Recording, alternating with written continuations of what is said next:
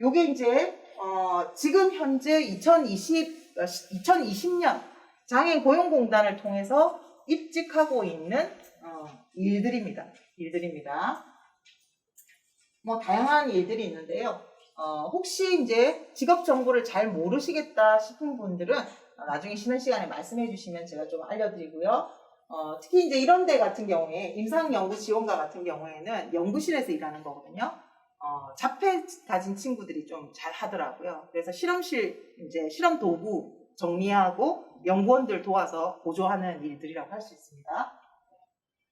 매장 정리원 같은 경우는 의류 매장에서 많이 일을 하고 있고요. 놀이공원, 그리고 또 요즘은 게임 회사에서 굉장히 많이 채용합니다. 그래픽들이 많이 필요하거든요. 그래서 채색하는 쪽으로 많이 뽑습니다.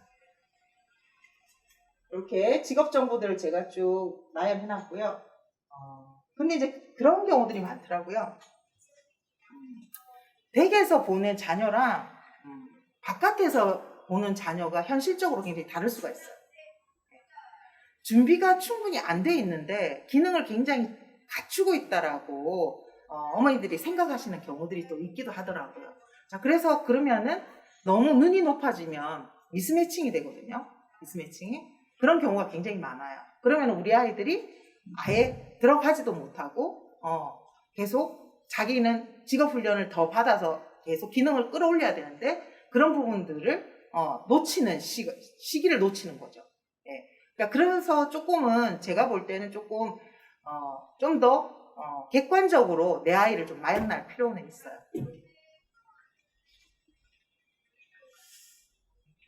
이렇게 이력서는 정리되어 있는데요. 제가 이제 다른 이력서랑 좀 다르게 친구들 이력서에는 우리 친구들은 자기소개서를 제출하지 않아요.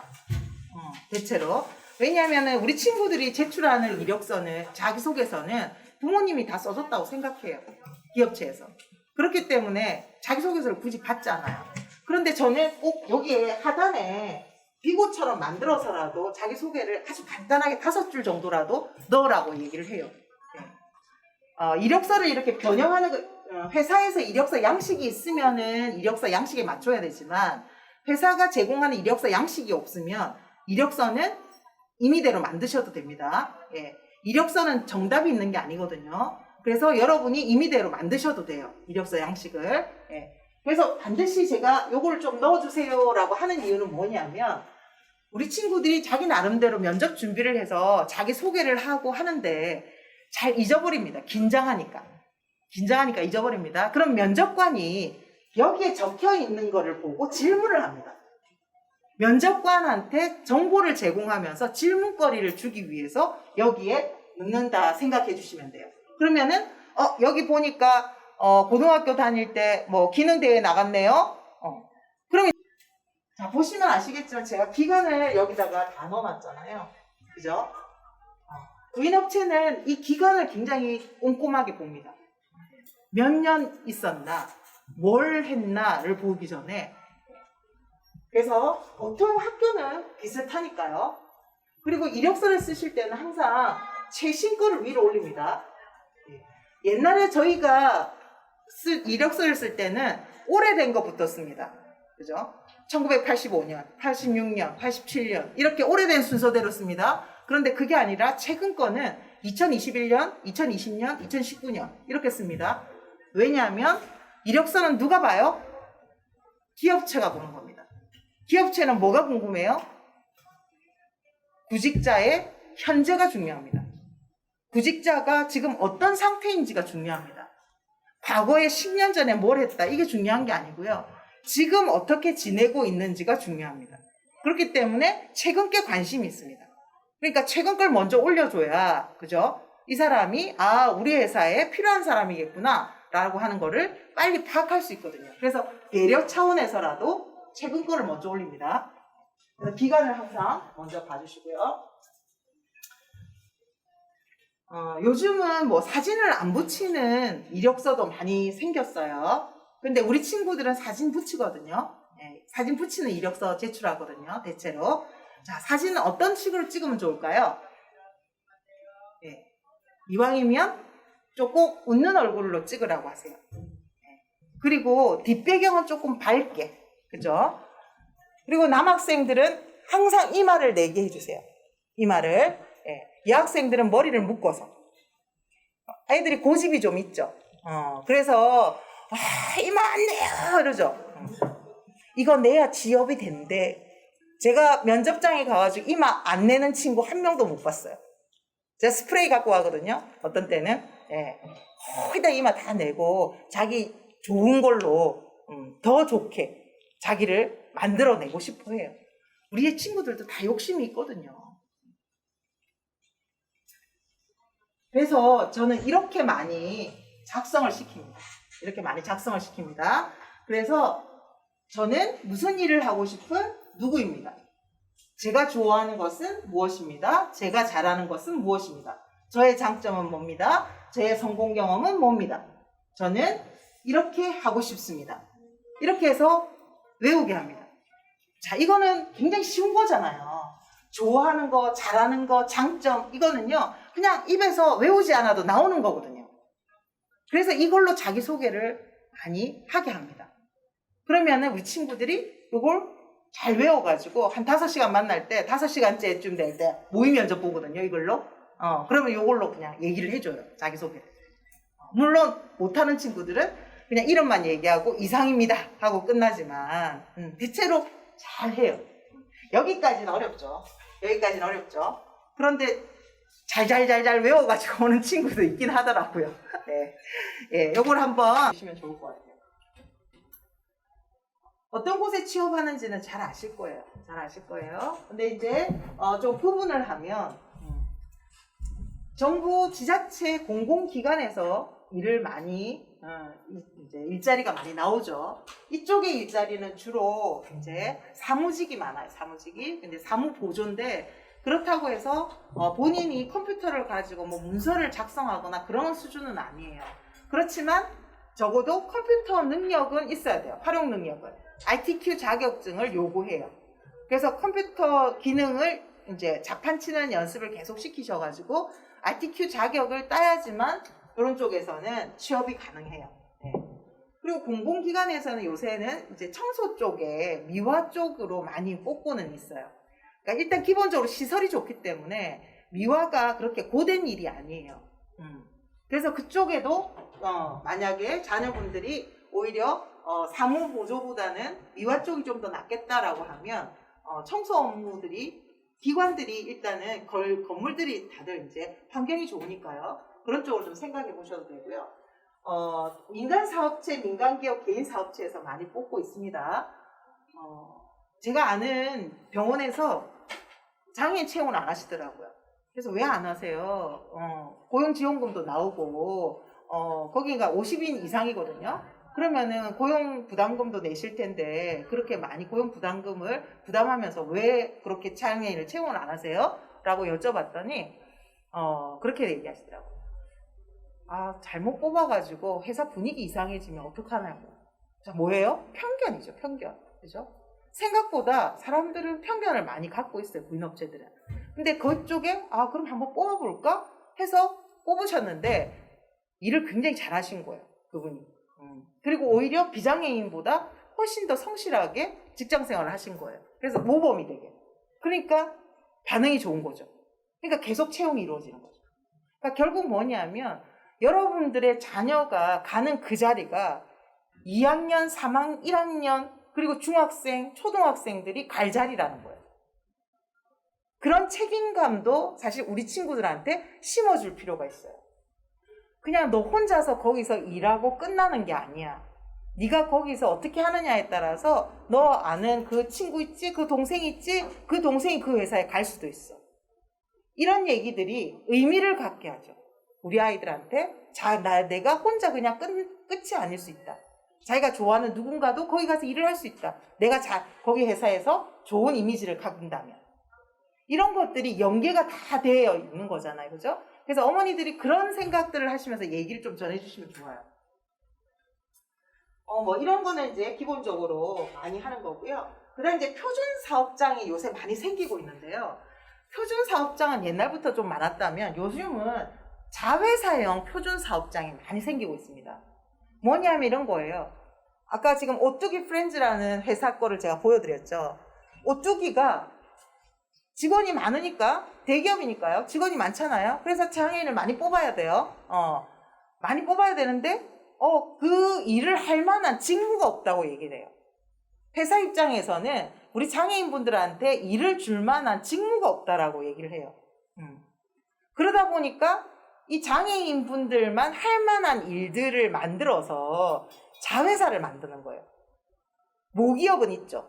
모기업은 있고 대신 그거를 연결을 시켜서 같이 고용한 걸로 연계를 시켜주거든요.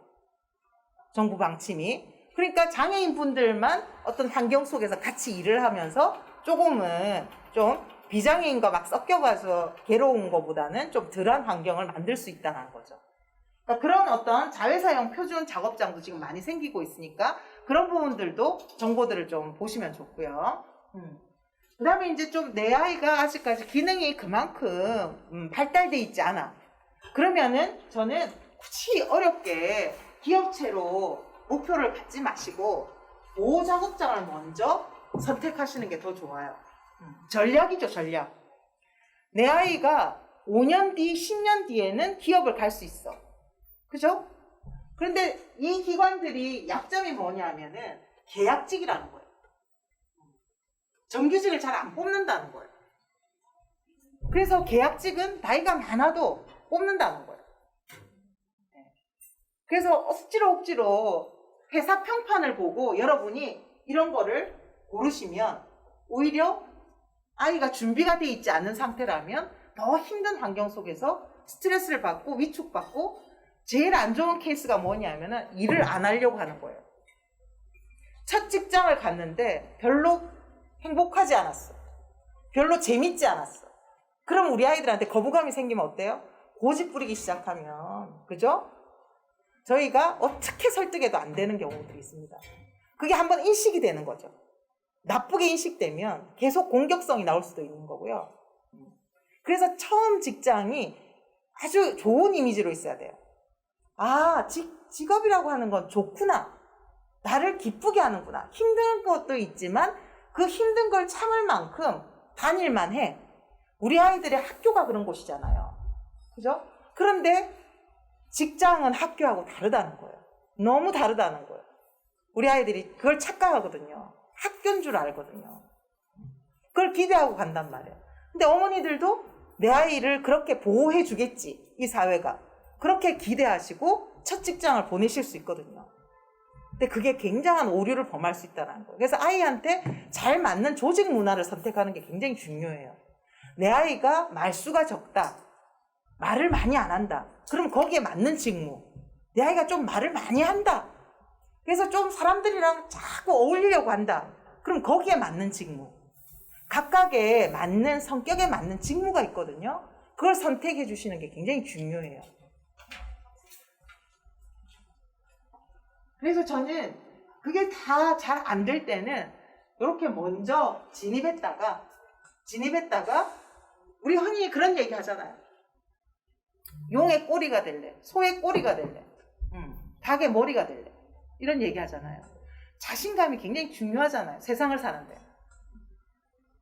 그래서 조금은 기능이 비슷한 사람들 사이에 있다가 거기서 내가 좀 더 잘하고 있는 모습을 자꾸만 느끼면서 일이라고 하는 건 할만하다라는 인식을 갖고 이동하게 도와주시는 게 굉장히 좋은 전략이라고 저는 생각해요.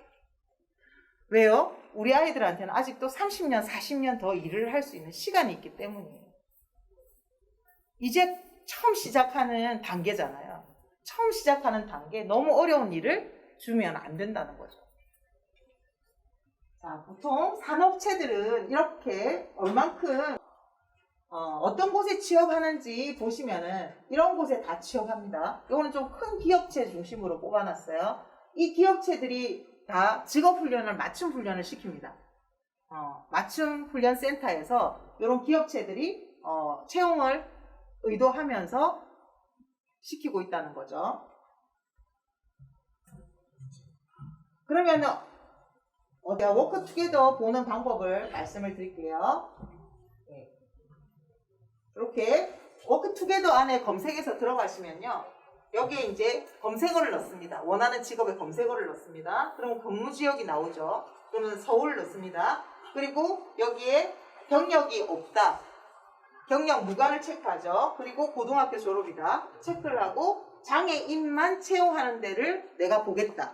라고 해서 검색어를 넣으면 이런 식으로 나옵니다. 그러면 이 중에서 기업체 정보를 알고 싶으면 여기를 클릭하고 들어가면 기업체 정보들이 나옵니다. 기업체 정보를 보면 몇 명이 일하는 곳인지, 그죠? 그리고 기업체가 몇 년도에 세워졌는지 이런 정보들이 나오죠. 되도록이면 꼭 확인하셔야 되는 거는 창업일, 그죠? 그 기가 그래도 어느 정도 연수가 있으면 어때요? 어느 정도 안정돼 있다라는 것이죠.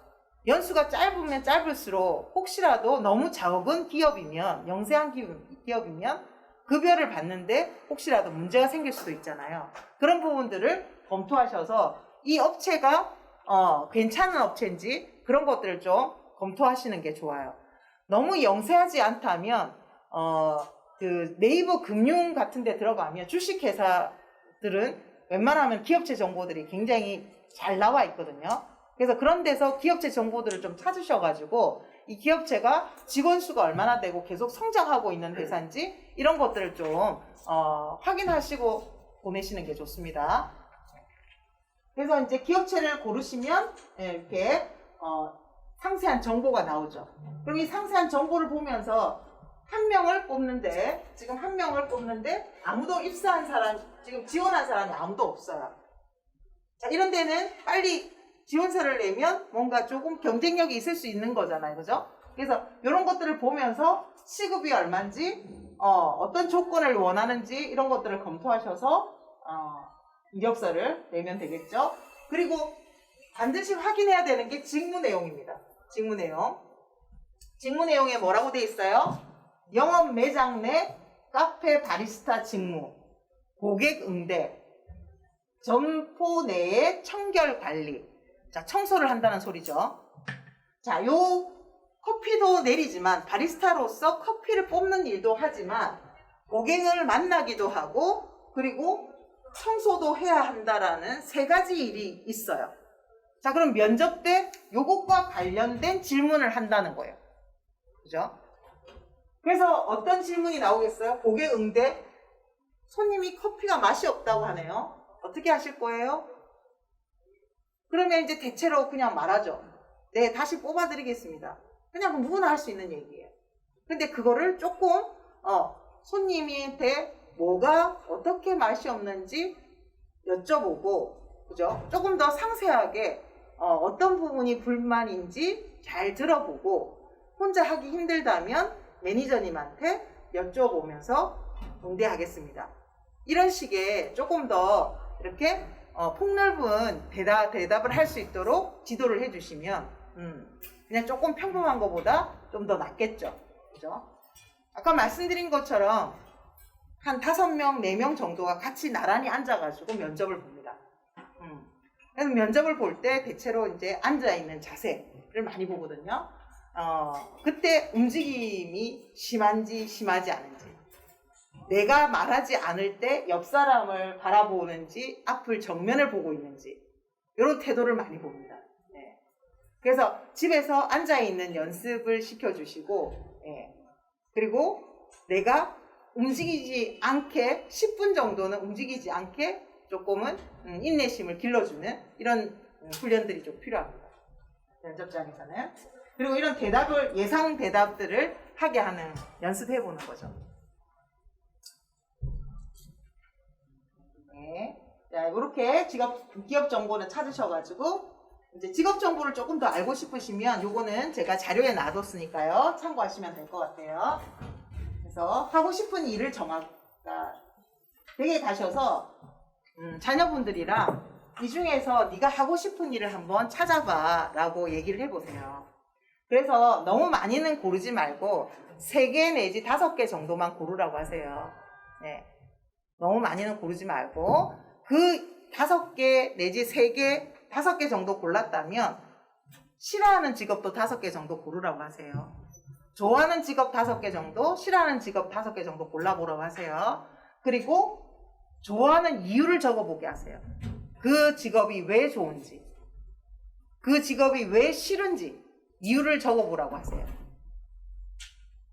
생각을 잘 못하겠다라고 하면 아까 나눠드린 좋아하는 이유, 싫어하는 일, 장점, 강점, 단어들이 있었잖아요. 그걸 예시로 보여주면서 써보라고 하는 거예요. 그러면은 그 친구가 좋아하는 이유, 싫어하는 이유를 적은 걸 보면 어떤 일을 잘할 수 있고 어떤 일은 흥미롭지 않게 생각할 수 있다는 것을 판단하실 수 있으세요. 자, 그러면은 처음 취업을 할 때는 싫어하는 일을 되도록이면 피하시는 게 좋겠죠. 그죠? 좋아하는 일 쪽으로 진입할 수 있도록 도와주는 게 좋겠죠. 그런데 우리 아이가 좋아하는 일을 진입하고 싶은데 그런 직업이 없어요. 그런 직장이 없어요. 부인업체가 없어요. 그럴 수 있잖아요. 자, 그럼 어떻게 하면 좋을까요? 예견되는 어려움을 말해줘야 돼요. 예를 들어서 이 친구가 그림 그리는 걸 굉장히 좋아해요. 그래서 게임 회사에 아트 디자이너로 들어가면 최고겠는데 그런 직무가 없어. 나온 자리가 없어. 그래서 이 친구가 들어가야 되는 건 제조밖에 없어. 자, 그러면은 이 친구한테 넌 그러면은 제조하는 일이라도 해야 될 것 같은데? 라고 권하실 거 아니에요. 그때 그 아이가 싫어요, 안 해요 이렇게 하지 않습니다. 부모님이 했으면 좋겠다라고 얘기하고 주위에서 권하면 다닙니다. 다니면서 계속 힘들겠죠. 그리고 하루하루 쌓여가겠죠. 축적이 되는 겁니다. 힘겨움이. 그러다가 어느 날 폭발하겠죠. 근데 그 전에 이 친구가 쌓이는 걸 빨리빨리 풀어주면 어때요? 유지를 할 수 있습니다. 그거는 장애 비장애 똑같습니다. 여러분도 그러시잖아요. 일 경험을 갖고 계시는 분들 한번 생각해 보세요. 저희 집에도 그런 친구 있거든요. 자기가 정말 안 맞는데 회사에 취업을 했어요. 아침마다 그만둬야 돼 하면서 나가요. 3년 동안 그랬어요. 근데 그만 안 둬요. 근데 굉장히 신기해가지고 제가 왜 그만 안 두지? 그러면 급여에 대한 만족도가 높냐? 그렇지도 않아요. 그런데 왜 그만두지 않는지 하나 딱 있는데 퇴근 시간이 일정해요. 5시 반이면 딱 퇴근하는 회사예요. 그게 좋아서 다니거든요. 저는 걔가 그만둔다 그러면은